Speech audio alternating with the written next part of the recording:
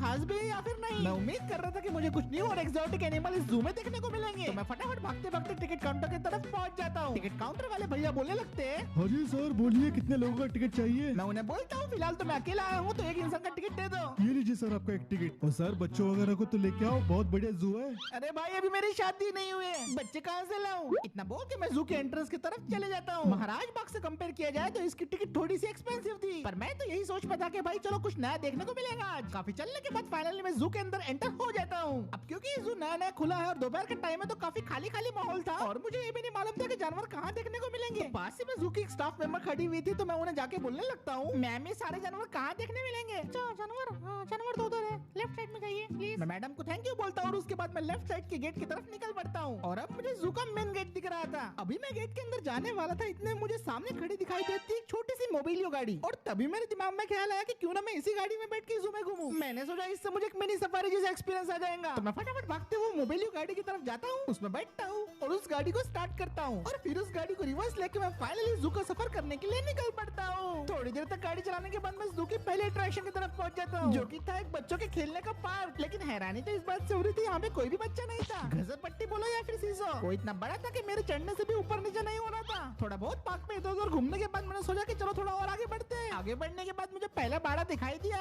और उस बाड़े के अंदर जो मुझे जानवर दिखा वो थी गाय, फॉरेन वाली गाय। मैंने इनकी 2-4 फोटो लिया और अगले बाड़े की तरफ निकल पड़ा। अगले बाड़े में पहुंचते ही मुझे दिखाई दिए बहुत सारे खरगोश, जो कि काफी ऊंची नस्ल के थे और दिखने में काफी ज्यादा क्यूट थे। 5-6 मिनट ने देखा, फिर उसके बाद मैं आगे बढ़ गया। अब अगला बाड़ा थोड़ा सा ऊंचा था, जिसे देख के लग रहा था किसी खतरनाक जानवर का, और मैं बिल्कुल सही था, ये थे जंगली शुकरों का, जो कि काफी ज्यादा भयानक दिख रहे थे। अब इन्हें देखने के बाद मैं इस जू के मेन अट्रैक्शन की तरफ भाग गया, जो था शेरों का पिंजरा। और ये कोई ऐसे वैसे शेर नहीं थे, ये थे व्हाइट माउंटेन लायंस। मैं भागते भागते इनके पास पहुंचा और इन्हें देखने लगा। ये नॉर्मल लायन से काफी ज्यादा अलग दिख रहे थे और काफी खुकार भी होते हैं, और मोस्टली ये पहाड़ों पे पाए जाते हैं। और फाइनली इन जानवरों को देखने के बाद अब लगा कि मैंने कुछ नया और रेयर देखा है। लेकिन डिसअपॉइंटमेंट तो मुझे तब हुई कि जब मुझे मालूम पड़ा कि यहाँ पे इतने ही जानवर हैं। तो फिर मैंने इनके थोड़े बहुत पिक्चर्स क्लिक किए और उसके बाद वहाँ से निकल गया। अब मैं भागते भागते जू से बाहर आ रहा था और मेरा ओपिनियन बिल्कुल साफ था, महाराज बाग अभी भी इस जू से लाख गुना बेटर है, और यहाँ पे तो खाने पीने का भी उतना कुछ आइटम नहीं था। बहुत भूख लग रही थी, तो मैंने सोचा कि जाते जाते ट्रिलियम से कुछ खा लूंगा। अब मैं जू से निकल के अपने वापस गाड़ी की तरफ जा ही रहा था, तो इतने में मुझे सामने बहुत सारी भीड़ जमा दिखाई देती है। किसी तरह धक्का मुक्की करके मैं भीड़ के सामने आ जाता हूँ, तो वहाँ मुझे पता चलता है कि एक फायर फाइटर साहब थे जो बोल रहे थे, देखिए अभी अभी हमें खबर मिली है कि इस जू से एक रेयर चिंपैंजी भाग गया है। हम उसे अपनी तरफ से पकड़ने की पूरी कोशिश कर रहे हैं, पर इतना काफी नहीं है, वो चिंपैंजी काफी ज्यादा चालाक है। हम चाहेंगे कि आप भी उस चिंपैंजी को ढूंढने में हमारी मदद करें।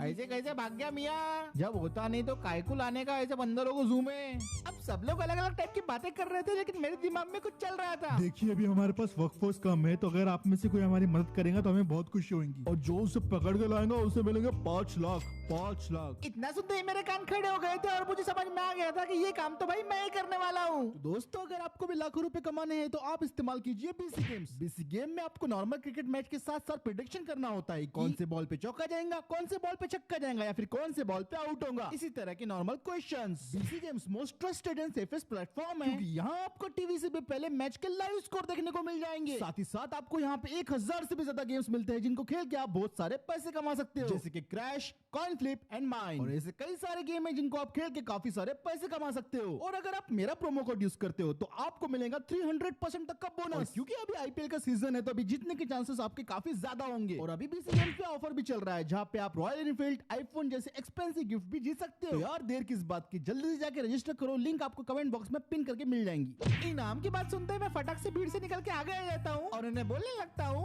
बाकी सबका तो पता नहीं, लेकिन ये चिंपैंजी ढूंढने में मैं आपकी मदद जरूर करूंगा। बताओ मुझे क्या करना होगा। हमारा साथ देने के लिए शुक्रिया, चलो तुम्हें सब बताते हैं। उसके बाद फिर वो फायर फाइटर साहब मुझे सारी इन्फॉर्मेशन देते हैं। उन्होंने मुझे ये इन्फॉर्मेशन दी कि वो चिंपैंजी आखिरी बार सेमिनारी हिल्स के पीछे काली पहाड़ी पे देखा गया है, और उनके हिसाब से वो ऊंचे पहाड़ों पे जाना पसंद करेगा। उन्होंने कहा कि सेमिनारी हिल्स पे जाओ और उसकी तलाश करो, और साथ में मुझे कुत्ता भी दे दिया, ये बोल के कि तुम्हारे बहुत काम में आएगा। अब जॉब के जाने के बाद से तो मैं किसी भी डॉगी के साथ नहीं घूमता, लेकिन ये लोग बोल रहे थे कि ये चिंपैंजी ढूंढने में तुम्हारी मदद करेगा, तो मैं उनकी बात मान जाता हूँ और बोलता हूँ कि ठीक है, मैं इस डॉगी को भी अपने साथ लेके जाऊंगा। तो भाई ठीक है, फिर हम भी सेमिनार हिल्स के आसपास ही ढूंढ रहे हैं, तुम भी जाके ढूंढो। ये सुन के मैं उन्हें ठीक है बोलता हूँ और वहाँ से निकल जाता हूँ। अब मैं भागते भागते अपनी गाड़ी की तरफ जा रहा था और वो डॉगी भी मेरे पीछे पीछे आ रहा था। मैं जल्दी से गाड़ी के पास पहुँचता हूँ और डॉगी को सीटी मार के बोलता हूँ कि यही रुको, मैं अपनी गाड़ी लेके आता हूँ। फिर उसके बाद मैं फटाफट अपनी गाड़ी के अंदर बैठता हूँ, उसे स्टार्ट करता हूँ और गाड़ी को स्टार्ट होते हुए देखो डॉगी भी मेरी गाड़ी के अंदर चढ़ जाता है। अब उस चिंपैंजी को पकड़ने के लिए हम पूरी तरीके से तैयार थे और डॉगी भी हमारी गाड़ी के अंदर बैठ चुका था। फिर उसके बाद गाड़ी को लेकर हम सीधा निकल पड़ते हैं सेमिनारी हिल्स की तरफ। अब लगभग 1 घंटा जो हमें पहुंचने में लगने वाला था और ट्रैफिक की वजह से ये टाइम और भी ज्यादा बढ़ सकता था, तो हम फटाफट हाईवे पे आ जाते हैं और फाइनली पूरा 1 घंटा ड्राइव करने के बाद आखिर हम पहुंच जाते हैं सेमिनारी हिल्स की तरफ। और यहीं पहुंचते ही हमारा असली एडवेंचर शुरू होने वाला था। अब क्योंकि ये एक पहाड़ी इलाका था और टार्जन का ग्राउंड क्लियरेंस काफी ज्यादा कम है, तो मैंने अपने टार्जन को नदी के किनारे रोक दिया और आगे का सफर हम पैदल तय करने वाले थे। आसपास का जंगल काफी ज्यादा घना था और मेरे ख्याल से चिंपैंजी इतने में ही कहीं होगा। फिर उसके बाद मैं टार्जन को एक सेफ जगह पार्क कर देता हूँ और डॉगी और मैं निकल पड़ते हैं हिल्स की तरफ उस चिंपैंजी को ढूंढने के लिए।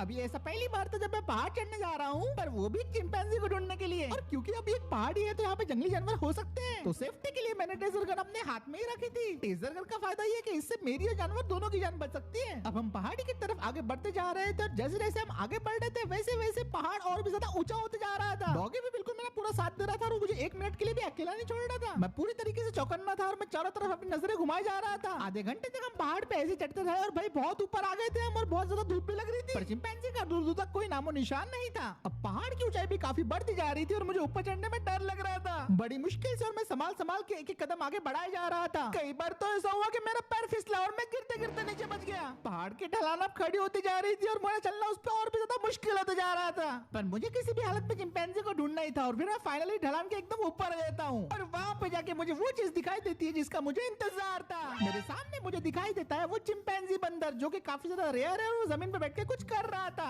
अब वो फॉरेस्ट वालों ने तो बोला था कि जैसी चिंपैंजी दिखे तो हमें फोन कर देना, पर मेरे दिमाग में आया कि अगर उनके आए तक ये फिर से भाग गया तो मैंने सोचा मेरे पास तो ट्रेजर गन है, तो मैं इसे यहीं पे बेहोश कर सकता हूँ। मैंने जेब से अपनी ट्रेजर गन निकाली और चिंपैंजी के ऊपर एक ओपन फायर कर दिया, पर अनफॉर्चुनेटली मेरा निशाना चूक गया और वो ट्रेजर गन का निशाना सीधा चिंपैंजी के बाजू में जाके लगा, जिसकी वजह से उसका ध्यान सीधा मेरे ऊपर चला गया। और जब वो चिंपैंजी मेरे तरफ मुड़ा तब मुझे रियलाइज हुआ कि ये चिंपैंजी नहीं है, ये तो बिगफुट है। मैं बुरी तरीके से डर गया था क्योंकि मैं जिसे चिंपैंजी समझ रहा था वो तो इतना बड़ा बिगफुट निकला और वो बड़े गुस्से से मुझे घूरे जा रहा था। इससे पहले कि मैं समझ पाता कि मैं क्या करूं, बिगफुट एक जोर से चिल्लाता है और सीधा भागते हुए मेरे तरफ आता है। उससे बचने के लिए मैं भी भागना शुरू कर देता हूं और वो बिगफुट का बच्चा अब गुस्से से मेरा पीछा कर रहा था। उसकी रफ्तार देख के लग रहा था कि वो तो आज मुझे खाने का प्लान कर रहा है। मैं सोचा कि जल्दी से गाड़ी के अंदर बैठ के यहाँ से निकल जाता हूँ, लेकिन वो इतनी तेजी से मेरे पीछे आ रहा था कि उसने गाड़ी का दरवाजा खोलने तक का मुझे मौका नहीं दिया। अब मैं पहाड़ी के रोड्स पे पागलों के जैसा इधर उधर भाग रहा था और वो बिगफुट का बच्चा किसी भूत के जैसा मेरा पीछा कर रहा था।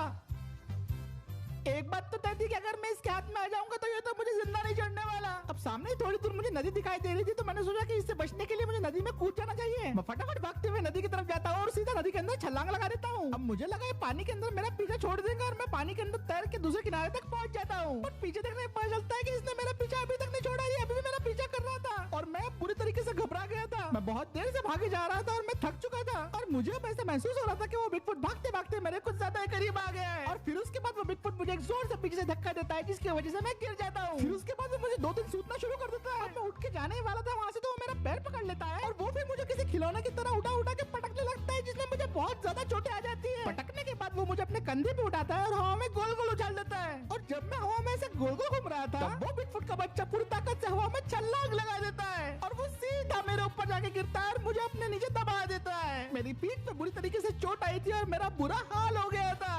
अब वो बिगफुट का बच्चा बिल्कुल मेरे सामने खड़ा था और उसे देख के लग रहा था कि मैं उसके सामने बस उसका एक लाचार शिकार हूँ और मैंने एक्सेप्ट कर लिया था कि आज तो मैं इसका खाना बन गया। पर इतने में मुझे एक आवाज आती है।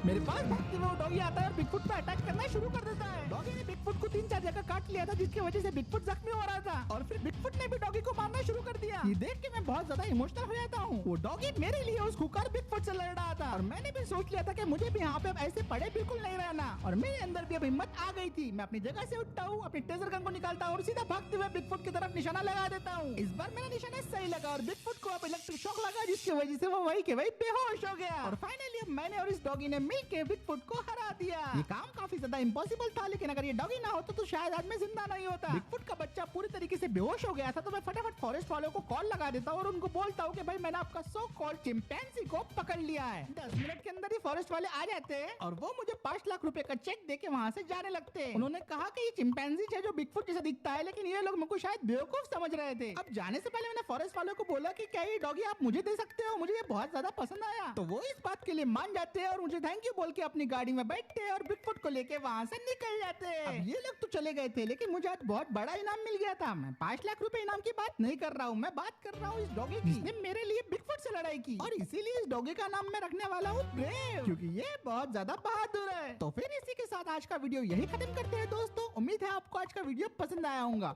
अगर आपको वीडियो पसंद आया तो वीडियो पे लाइक शेयर सब्सक्राइब जरूर